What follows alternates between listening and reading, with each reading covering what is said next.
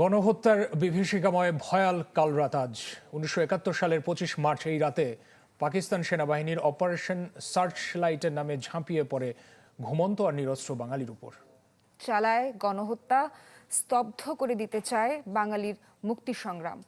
কিন্তু গণহত্যা প্রতিরোধের মধ্য দিয়ে বীর জাতি নেমে পড়ে ৯ মাসের সশস্ত্র মুক্তিযুদ্ধে। নতুন বাংলাদেশ গড়তে এলো জুলফিকার স্টিল।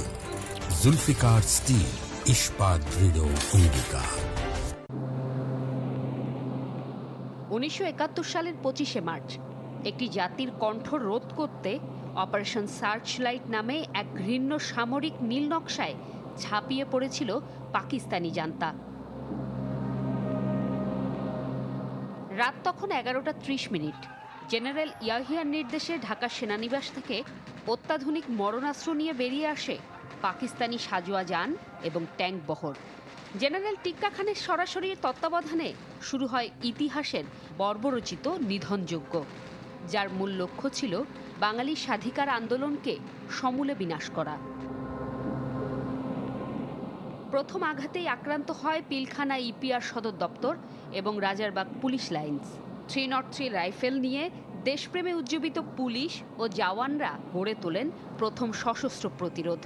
কিন্তু হানাদারদের ভারী মেশিনগান আর মর্টারের গোলার মুখে অকাতরে প্রাণ হারান অগণিত বীর সন্তান।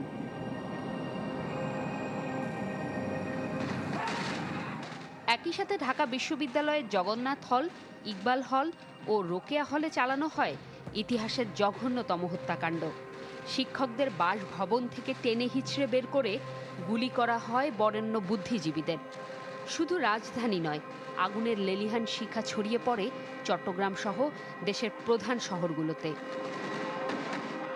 মধ্যরাতে সেই ধ্বংসযজ্ঞে ভস্মীভূত হয় জনপদ, রক্তে রঞ্জিত হয় বুড়িগঙ্গার জল। তবে সেই বিভীষিকাই হয়ে ওঠে স্বাধীনতার চূড়ান্ত মন্ত্র। জুমাতুল বিদা, চ্যানেল 24, ঢাকা।